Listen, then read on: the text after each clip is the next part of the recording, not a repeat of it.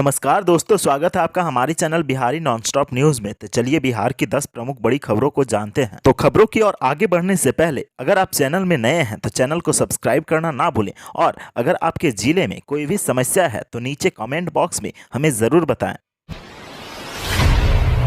खुदरा निवेशकों के लिए सरकार ला रही है 2 नई स्कीम, पीएम मोदी कल करेंगे शुरुआत। पीएम मोदी कल आरबीआई की 2 नई योजनाओं की शुरुआत करेंगे। मिली जानकारी के अनुसार कल भारतीय रिजर्व बैंक की खुदरा प्रत्यक्ष योजना और रिजर्व बैंक एकीकृत लोकपाल योजना की शुरुआत होगी। इन दोनों योजनाओं का मुख्य उद्देश्य सिक्योरिटी मार्केट में खुदरा निवेशकों की पहुंच को बढ़ाना है। इन योजनाओं के तहत खुदरा निवेशकों के लिए भारत सरकार और राज्य सरकारों द्वारा जारी प्रतिभूतियों में सीधे इन्वेस्ट करने का रास्ता खुल जाएगा। प्रधानमंत्री कार्यालय की ओर से जारी एक विज्ञप्ति के मुताबिक निवेशक भारतीय रिजर्व बैंक के हवाले से ऑनलाइन सरकारी प्रतिभूति खाते आसानी से खोल सकते हैं और उन प्रतिभूतियों का रखरखाव कर सकते हैं। यह सेवा निःशुल्क होगी। पीएमओ के मुताबिक एकीकृत लोकपाल योजना का उद्देश्य शिकायतों को दूर करने वाली प्रणाली में और सुधार लाना है, ताकि संस्थाओं के खिलाफ ग्राहकों की शिकायतों को दूर करने के लिए भारतीय रिजर्व बैंक नियम बना सके। बिहार में बालू खनन पर लगी रोक हटी, सुप्रीम कोर्ट ने दी सरकार को राहत। बिहार में बालू खनन से जुड़ी इस वक्त की बड़ी खबर दिल्ली से आ रही है। सुप्रीम कोर्ट ने बिहार में बालू खनन पर लगी रोक को हटाने का निर्देश दिया है। राज्य खनन विभाग को निर्देश देते हुए सुप्रीम कोर्ट ने कहा है कि बालू खनन पर रोक से राज्य को राजस्व का नुकसान हो रहा है। आपको बता दें कि बालू खनन को लेकर राज्य सरकार ने जो फैसला किया था उसको एनजीटी ने अपने गाइडलाइन के खिलाफ माना था, और इसी वजह से बालू खनन के आदेश पर रोक लगा दी गई थी। बालू खनन पर रोक होने से राजस्व का नुकसान हो रहा था। इसी को देखते हुए सुप्रीम कोर्ट ने बिहार सरकार को बालू खनन की अनुमति दे दी है। सुप्रीम कोर्ट ने यह फैसला सुनाते हुए कहा कि इस पूरे बैन से सरकारी खजाने को नुकसान हो रहा है। बालू खनन के मुद्दे से निपटते समय पर्यावरण की सुरक्षा मानकों को सुरक्षित करने के लिए यह आदेश बहुत जरूरी था। जिस तरह अवैध खनन हो रहा था और लोगों के बीच संघर्ष देखा जा रहा था, इससे कई लोगों की जानें भी गई हैं। इन सभी बिंदुओं पर विचार के बाद सुप्रीम कोर्ट ने एक बड़ा फैसला लिया है। गौरतलब है कि ग्रीन ट्रिब्यूनल की आपत्ति के बाद राज्य में बालू घाटों की निविदा प्रक्रिया को रोक दिया गया था। बालू खनन के लिए टेंडर की प्रक्रिया 8 जिलों में चल रही थी, लेकिन ग्रीन ट्रिब्यूनल के आदेश के बाद सरकार ने फिलहाल इस पर अंतिम रोक लगा दी थी। निविदा प्रक्रिया पर रोक से जुड़ा आदेश खान एवं भूतत्व विभाग ने जारी किया था। विभाग में ग्रीन ट्रिब्यूनल की तरफ से 25 अक्टूबर को पारित किए गए आदेश के आधार पर रोक लगाई थी।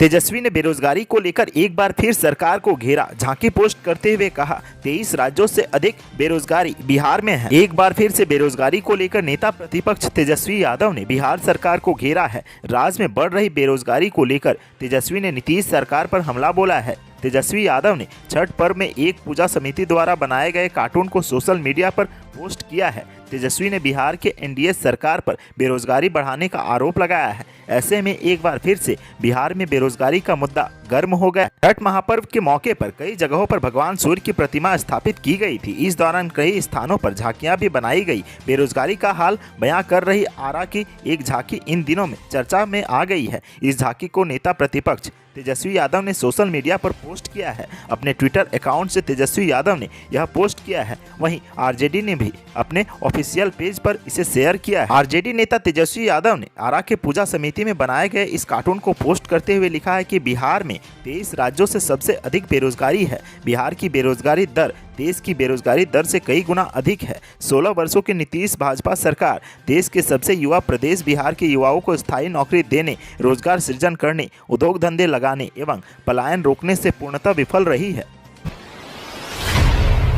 छठे चरण के मतगणना का कार्य 2 दिन होगा। 13 और 14 नवंबर को होने वाली काउंटिंग की सभी तैयारियां पूरी। छठे चरण के पंचायत चुनाव की मतगणना 13 और 14 नवंबर को होगी। 2 दिनों तक होने वाली मतगणना की सभी तैयारियां पूरी कर ली गई है। छठे चरण के दौरान बेगूसराय के गढ़पुरा में मतदान हुआ था। अब सभी की निगाहें आने वाले परिणाम पर टिकी हुई है। बेगूसराय के बाजार समिति में काउंटिंग का काम होगा। इसे लेकर पर्याप्त संख्या में दंडाधिकारी और पुलिस टीम की तैनाती कर दी गई है। मतगणना शांतिपूर्ण हो, इसका खास ख्याल रखा गया है। बेगूसराय कृषि बाजार समिति में बने मतगणना केंद्र में सिर्फ काउंटिंग से संबंधित अधिकारियों और कर्मचारियों के प्रवेश की अनुमति दी गई है। वहीं इस काम में लगे वैसे लोग जिन्हें अनुमति प्राप्त होगा वे भी मतगणना केंद्र में प्रवेश कर पाएंगे। वहीं अभ्यर्थी, निर्वाचन अभिकर्ता, मतगणना अभिकर्ता और प्रेस प्रतिनिधि की एंट्री भी सुनिश्चित की गई है। मौलाना अबुल कलाम आजाद की जयंती पर शिक्षा दिवस समारोह कार्यक्रम का सीएम नीतीश ने किया शुभारंभ। देश के प्रथम शिक्षा मंत्री मौलाना अबुल कलाम आजाद की जयंती के मौके पर शिक्षा दिवस समारोह का आयोजन हुआ। मुख्यमंत्री नीतीश कुमार ने दीप प्रज्वलित कर इस समारोह का शुभारंभ किया। अधिवेशन भवन में आयोजित शिक्षा दिवस समारोह में सीएम नीतीश ने मौलाना अबुल कलाम आजाद के तैलचित्र पर पुष्प अर्पित कर उन्हें नमन किया। इस मौके पर स्कूली छात्राओं ने पुस्तकों का सेट भेंट कर मुख्यमंत्री का स्वागत किया। शिक्षा दिवस समारोह के मौके पर मुख्यमंत्री नीतीश कुमार ने डॉक्टर शंकर नाथ झा को मौलाना अबुल कलाम आजाद शिक्षा पुरस्कार 2021 से सम्मानित किया। मुख्यमंत्री ने इन्हें पुरस्कार स्वरूप अंग वस्त्र, प्रशस्ति पत्र एवं 2.5 लाख रुपये का चेक प्रदान किया। इस मौके पर शिक्षा मंत्री विजय कुमार चौधरी, स्वास्थ्य मंत्री मंगल पांडे, भवन निर्माण मंत्री अशोक चौधरी, मुख्यमंत्री के प्रधान सचिव दीपक कुमार, मुख्य सचिव त्रिपुरारी शरण, विकास आयुक्त आमिर सुबहानी, मुख्यमंत्री के प्रधान सचिव चंचल कुमार, मुख्यमंत्री के सचिव अनूप कुमार, जिलाधिकारी चंद्रशेखर सिंह, शिक्षा विभाग एवं शिक्षा जगत से जुड़े अन्य गणमान्य लोग भी मौजूद रहे। बिहार का मखाना को जल्द मिलेगा जीआई टैग, सेंट्रल कंसल्टेटिंग ग्रुप की बैठक में दूर हुई बाधाएं। बिहार के मखाना को जीआई टैग जल्द मिलने जा रहा है। सेंट्रल कंसल्टेटिंग ग्रुप के साथ पटना में आयोजित बैठक में सभी बाधाएं दूर कर ली गई है। जीआई टैगिंग की केवल औपचारिक घोषणा बाकी है। अब मखाना को बिहार का मखाना के रूप में पूरी दुनिया में पहचान मिल जाएगी। जीआई टैग पाने वाला मखाना राज्य का 5वां कृषि उत्पाद होगा। शाही लीची, जर्दालू आम, मगही पान और कतरनी चावल को जीआई टैग मिल चुका है। कोविड में मखाना की मांग बढ़ी है। यह इम्यूनिटी बढ़ाने में बड़ा मददगार है। जीआई टैग के लिए मिथिलांचल मखाना उत्पादक समूह ने आवेदन किया था। कृषि विभाग इसके लिए पूरी जी जान से लगा हुआ था। औपचारिकता और गुणवत्ता आदि का परीक्षण करने के लिए दिल्ली से आए कंसल्टेंटिंग समूह ने मिथिलांचल मखाना उत्पादक समूह द्वारा दिए गए दावे को परखा। मखाना का बिहार ही उत्पादक है, इसका ऐतिहासिक प्रमाण भी दिए गए। सूत्रों के अनुसार सेंट्रल कंसल्टेंटिंग ग्रुप संतुष्ट होकर लौटा है। उत्तर बिहार में पर्यटन को लेकर सरकार हुई गंभीर। बॉर्डर पर बनेगा पर्यटक सेंटर, मिलेगी ये सुविधाएं। राज्य के सभी पर्यटन स्थलों के विकास को लेकर लगातार काम चल रहा है। ऐसे में पर्यटन विभाग के मंत्री नारायण प्रसाद के निर्देश पर अधिकारियों ने नॉर्थ बिहार के पर्यटन स्थलों का निरीक्षण किया, जिसमें वैशाली, केसरिया, बेतिया, मोतिहारी और वाल्मीकि नगर के पर्यटन स्थल शामिल हैं, ताकि इन इलाके के सभी पर्यटक क्षेत्रों का विकसित करने के लिए प्लानिंग हो सके। अधिकारियों की समीक्षा रिपोर्ट के बाद अब विभाग ने तत्काल यह निर्णय लिया है कि सभी बॉर्डर इलाके में पर्यटन सेंटर को बढ़ावा दिया जाएगा, जिसमें निबंधित टूर एवं ट्रेवल एजेंसी के माध्यम से पर्यटकों के लिए सुविधाएं मुहैया कराई जाएगी, जिसमें साइनेज एवं लाइटिंग की पूरी व्यवस्था होगी। पटना एयरपोर्ट का 7 गुना बड़ा बन रहा टर्मिनल पर बड़े विमानों के उतरने का सपना नहीं होगा पूरा। देश के सबसे तेजी से बढ़ रहे एयरपोर्टों में से एक पटना एयरपोर्ट भी है। इसी साल छठ के मौके पर यहां रिकॉर्ड यात्रियों की आवाजाही हुई है। यदि कोरोना की तीसरी लहर नहीं आई तो अगले वर्ष के अंत तक यहां यात्रियों की संख्या 50 लाख सालाना को पार करने की संभावना। इतने तेजी से बढ़ रहे पैसेंजर लोड को संभालने के लिए लगभग 800 करोड़ खर्च करके वर्तमान से 7 गुना बड़ा आलीशान और अत्याधुनिक टर्मिनल भवन बन रहा है, जिसकी क्षमता 7 लाख की बजाय 80 लाख यात्रियों की आवाजाही लायक होगी। लेकिन रनवे छोटा का छोटा ही रहेगा। इसके विस्तार की कई योजनाएं बनी, पर जगह की कमी के कारण किसी को मंजूरी नहीं मिली और न ही आगे इसकी कोई गुंजाइश दिख रही है। ऐसे में मध्यम आकार के विमानों के लैंडिंग और टेक ऑफ से परेशानी आगे भी जारी रहेगी, जबकि बड़े विमान भविष्य में भी यहां उतर नहीं पाएंगे।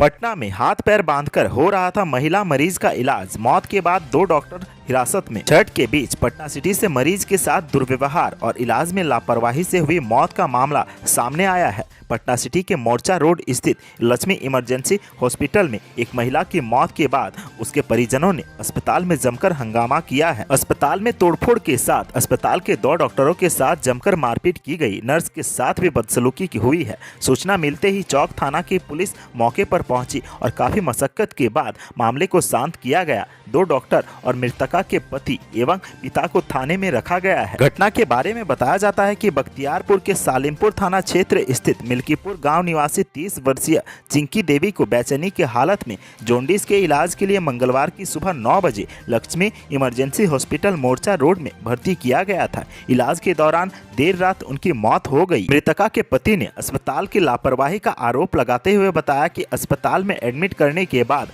अस्पताल के कर्मचारियों ने उनकी पत्नी का हाथ पैर बांध दिया दिया था। अल्ट्रासाउंड के लिए एम्बुलेंस की व्यवस्था नहीं की गई। मरीज के 2.5 घंटे तक तड़पने के बाद कहा गया कि एम्बुलेंस नहीं मिल रहा है। उसके बाद टेम्पो से राजेंद्र नगर जाकर अल्ट्रासाउंड करवाया गया। वहां रिपोर्ट में कुछ नहीं निकला। मरीज पानी मांगती रही लेकिन डॉक्टरों ने हाथ नहीं खोला। मृतका के पिता ने बताया कि मेरी बेटी का हाथ पैर बांधने के कारण हार्ट अटैक हो गया। मेरी बेटी कई बार पैर हाथ खोलने के लिए मिन्नत करती रही लेकिन यहाँ के लोग नहीं खोले और हम लोगों से कहा गया कि ऐसे ही इलाज होता है, हमारे यहाँ ठीक नहीं होगा तो कहीं भी ठीक नहीं होगा।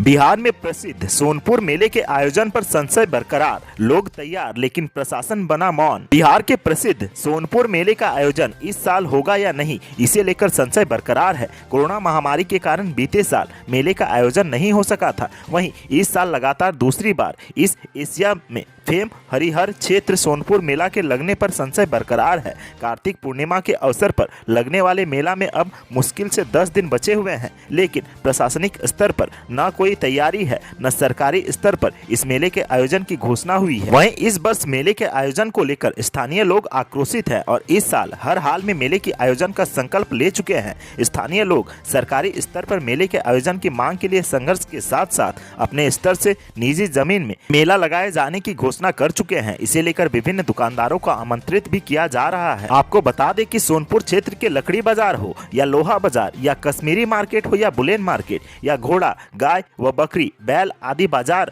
ये निजी जमीन में ही लगती है। सरकारी जमीन जिसे नखास के नाम से जानते हैं और मेला का हाट एरिया बोला जाता है, वहाँ सरकारी व निजी कंपनियों का स्टॉल व थिएटर आदि लगते हैं। बताते चले कि हरिहर क्षेत्र सोनपुर मेला की आयोजन की मांग को लेकर ग्रामीण यहाँ दो बार महाधरना दे चुके हैं। वहीं सरकार के विभिन्न मंत्रियों व मुख्यमंत्रियों से लगातार गुहार लगा रहे हैं। स्थानीय सांसद राजीव प्रताप रूडी से भी मिले हैं और साथ में मेले की आयोजन न होने पर सवाल उठा चुके हैं। वहीं मेला के लिए सोनपुर क्षेत्र के लोग करो या मरो के लिए तैयार हैं। अनुमति न मिलने की स्थिति में व्यापक जन आंदोलन की जमीन भी तैयार हो रही है।